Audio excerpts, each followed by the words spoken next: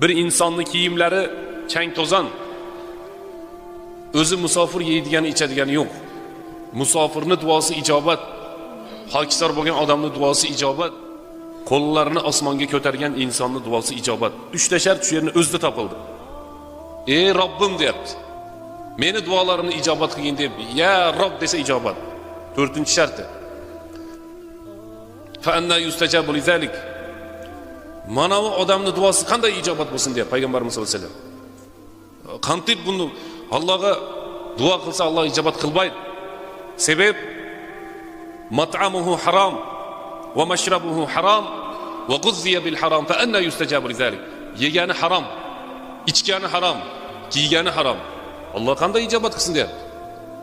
Haromdan yesa, haromdan ichsa, haromdan kiysa, qanday qilib Alloh subhanahu va taolo uni duosini ijobat qilsin deyapti.